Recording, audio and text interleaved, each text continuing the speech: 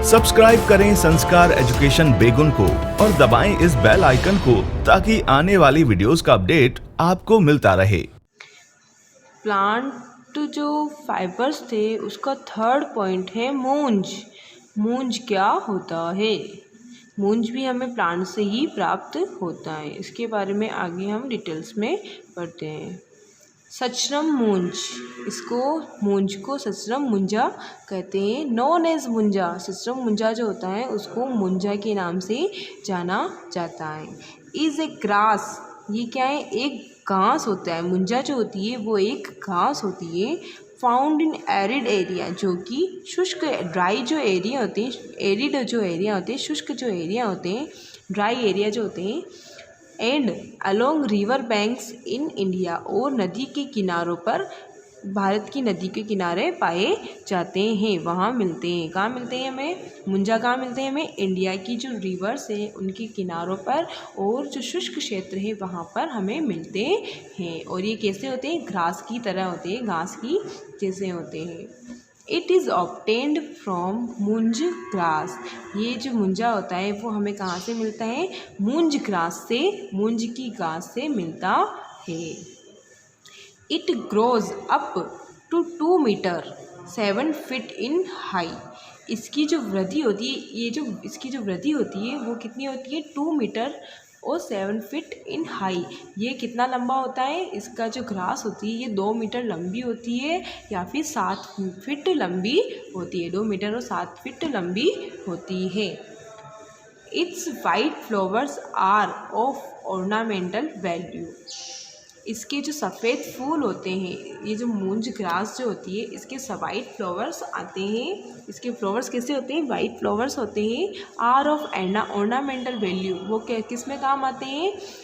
Ornamental, सजावट के रूप में, डेकोरेटिव वैल्यू होती है, डेकोरेशन के रूप में वो काम आते हैं।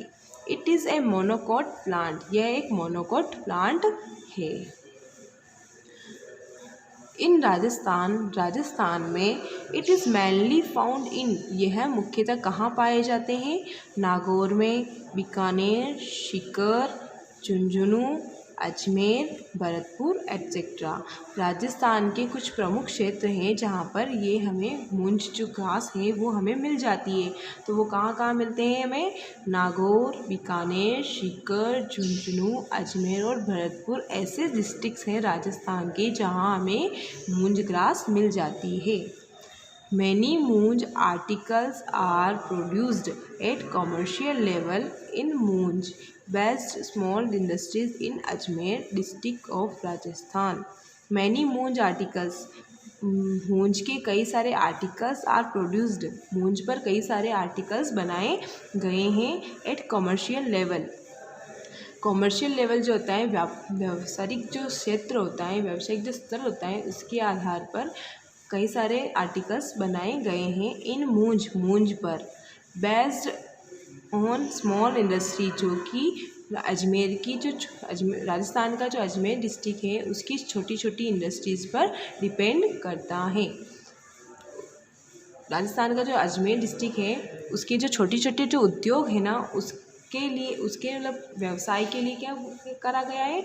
मूंज के कुछ आर्टिकल्स बनाए गए हैं।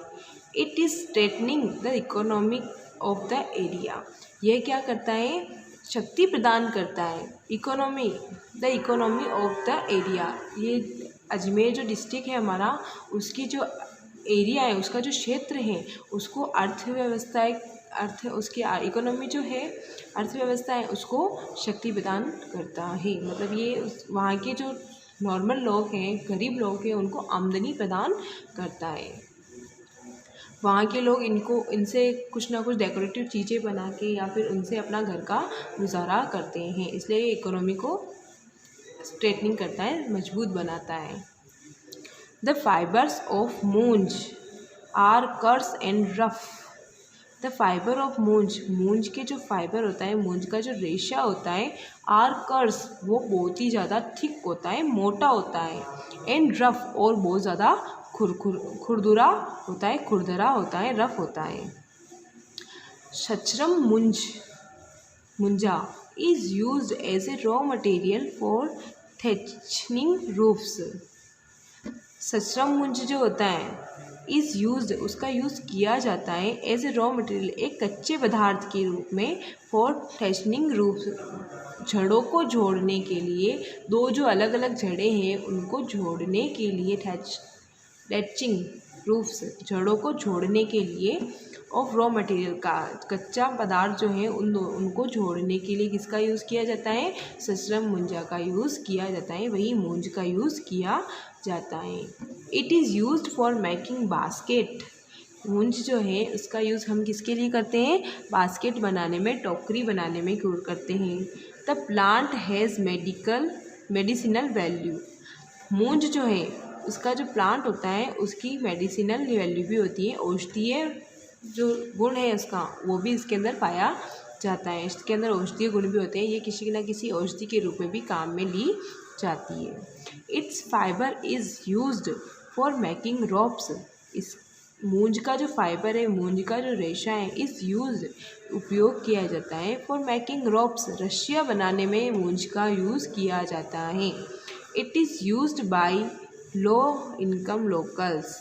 इसका यूज़, मूंज का यूज़ किया जाता है बाय लो इनकम लोकल्स, जो कम आय वाले जो व्यक्ति वहाँ रहते हैं, कम आय वाले व्यक्ति जो रहते हैं उनके द्वारा इसका यूज़ किया जाता है। फॉर मेकिंग रोप्स, रस्सियाँ बनाने में किया जाता है। हैंड फैंस, हाथ के पंखे, जो हम हाथ से जब वो पहले चलते थे ना, हाथ की भी बनी हुई पंखियाँ चलती थी जिसे हम हवा करते थे, लाइट्स ऑफ हो जाती थी तब, तो वो भी ये लोकल्स जो लोग होते हैं ना वहाँ के, जो जिनकी आय कम होती है, जिनके पास पैसा कम होता है, वो इनका यूज़ करते हैं, इनसे अपना घर का गुजारा करते हैं, इनको बना के फिर बेचते हैं। तो रोप्स बनाने में, हैंड फैंस बनाने में, बास्केट बनाने में, ब्रूम्स झाड़ू बनाने में, मैट चटाई, हट झोपड़ी, and shield for crop protection, और अनाज की संरक्षण करने के लिए जो छाँव बनाई जाती है, छतरियाँ बनाई जाती है, उनको बनाने में भी हम किसका यूज़ करते हैं? मूंज का यूज़ करते हैं। The stem of this plant known as sarkanda in local language. The stem of this plant, इस प्लांट का जो स्टीम होती है, इस प्लांट का जो तना होता है, known as sarkanda in local language, वहाँ की जो लोकल लैंग्वेज है, आम जो भाषा है, उसके रूप में उसकी प्लांट की जो स्टीम होती है उसको सरकंडा कहा जाता है। इज़ यूज्ड, और वो सरकंडा जो होता है, is use to make traditional furniture. इस सरकंडे से, इसकी जो स्टीम होती है उससे क्या बनता है? पारंपरिक फर्नीचर बनता है।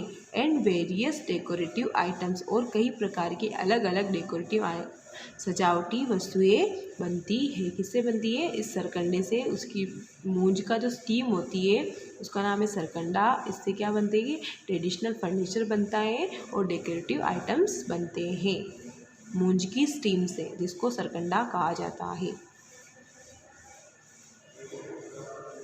तो आज हमने 3 टॉपिक्स पढ़ लिए हैं प्लांट फाइबर के। कॉटन पढ़ लिया, जूट पढ़ लिया, और नेक्स्ट लास्ट मूंज भी पढ़ लिया है।